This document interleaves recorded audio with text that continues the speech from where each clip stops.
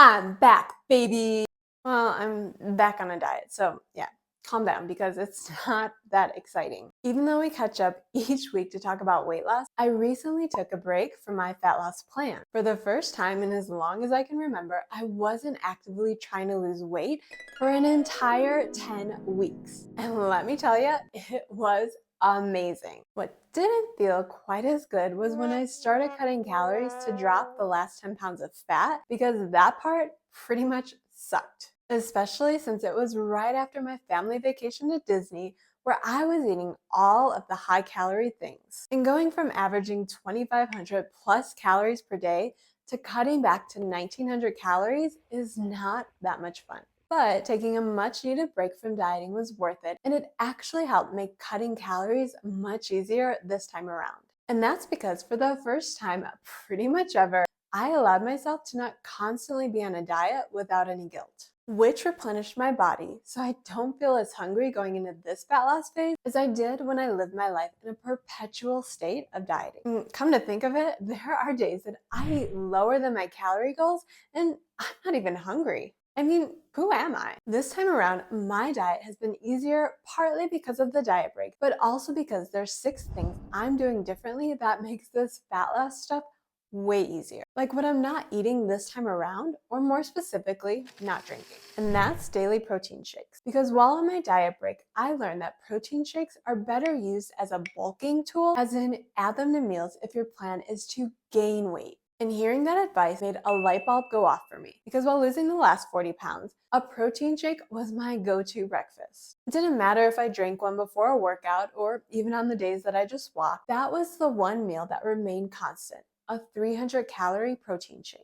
But the thing about protein shakes, the protein is already broken down, which means shakes don't keep you full for very long. And that meant that I was hungrier than I needed to be, even while eating more than 2,000 calories on my diet. Since this time around, my goal is to get under 1,900 calories, I have no hunger to spare, which means I only plan to have protein shakes on the days I work out first thing, which is only a few days each week. So instead of spending 300 calories on a protein shake that keeps me full for only an hour, I eat something like this pizza breakfast bagel, which keeps me full for at least 3 to 4 hours. And since I don't want to lose all of the muscle I worked so hard to gain over the past year, this time around I'm aiming for 40% of my calories from protein, which, yes, that's a lot of protein. 188 grams per day to be exact.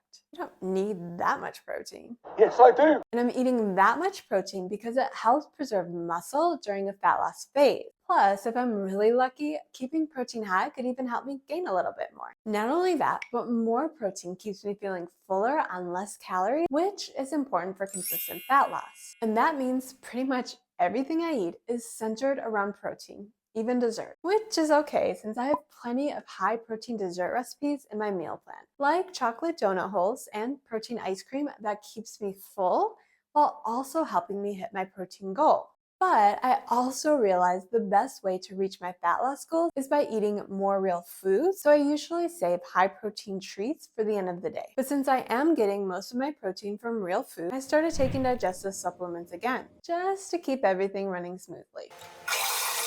I originally started a supplement routine with biotin HCl, beet flow, and digestive enzymes in 2013 when I had more than 100 pounds to lose. Not only did a well-functioning digestive system make it way easier to drop those 100 pounds, but I also cleared up decades of health problems that I didn't even know I could improve.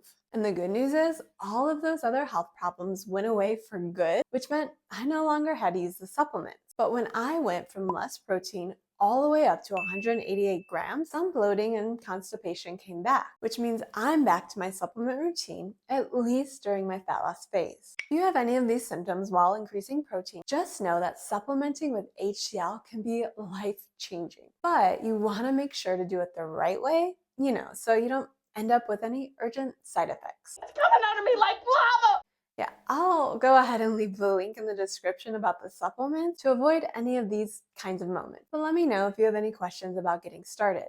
Something else that's drastically different this time around is I quit my obsessive cardio routine. When I set out to drop 40 pounds in 2022, I started my plan with all of the cardio. But as I pedaled my way nowhere fast, both literally and figuratively, I learned that focusing my efforts on strength training would serve me way better in the long run than endless cardio ever could. And since I was done with yo-yo dieting for good, I wanted to do what was ever best for long-term fat loss. That meant no more quick weight loss plans that only result in regaining everything I lose. So I said goodbye to cutting calories too low while pounding the cardio pavement. Of course, that doesn't mean I turned into a couch potato either, especially since moving more is an important part of the fat loss equation. But this time around, I'm more focused on getting more steps in with lower intensity activities that don't drive hunger or lead to low energy later that day. Walking. Everything I just said means I walk more. This time around, I'm also strength training to keep more muscle during my dieting phase, which I also did last time.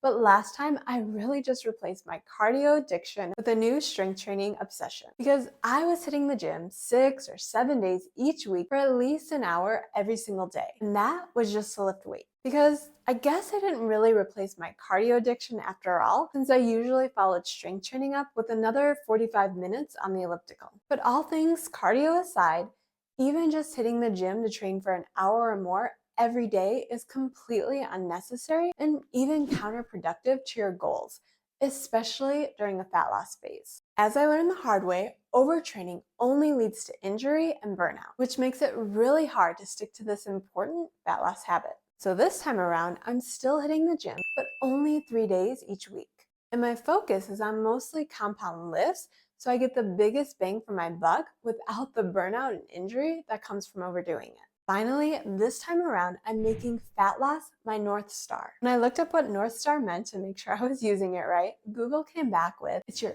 inner compass, the part of you that knows your passion, purpose, and life direction. Okay, so maybe living a fit, healthy lifestyle is my passion, purpose, and life direction, especially since I immerse myself in all things health no matter what my goals. Where are they? I think they're talking about us. But what does that mean for you? Well, you don't have to become a health fanatic just to lose a few. You do have to make fat loss your priority if you want to actually lose fat. And even though I have kids to attend to, Mom, I need another snack. YouTube videos to create 20 hours later, and TV shows to watch, I, Nissa Graun, am a Bravo-holic. Right now, my fat loss goals have to come first. Excuse me? Okay, I'm not saying you should neglect your family because you want to lose weight. And actually, making them part of your plan can even be helpful because those neat calories sure do add up when I'm constantly getting up to make my kids another snack. But when it comes to other things that bring me joy, but also waste a lot of time, well, I just gotta stop the scroll and build healthier habits instead. So instead of scrolling shorts for an hour or two, I could instead use that time to make sure my fridge is stocked up with everything I need to set myself up for a successful week. Or if I really need to scroll because research, well, then I do something like set an alarm every 5 minutes, and once the alarm sounds, I drop and do 10 push-ups. And that helps me really decide on how important my research is because 10 push-ups every 5 minutes isn't as fun as it sounds. And instead of catching up on Bravo on the couch, these days I only watch my favorite shows while also getting in steps on my treadmill. Because even though the latest drama between the Tres Amigas is important, That's my opinion! losing those last 10 pounds is more important. So even though I'd love to write another book or finish up my next course, maybe hold another challenge or deep clean my house, man, these floors are gross. I don't want to commit to too many big goals right now since that only leads to burnout. So for now, my one big goal is getting rid of these last 10 pounds of fat, which means that has to be my priority most days. I mean, besides these guys, of course. But these are just the 6 things I'm doing differently this time around because I wouldn't have lost the first 40 pounds if I didn't establish these habits first. Because even though I'm doing a few things differently, if you don't get these basics down, you probably won't see a whole lot of progress in the first place. Wait, what did I say again? One. Hey, excuse me? Don't say hey, just say excuse me. Excuse me? No, lift it up.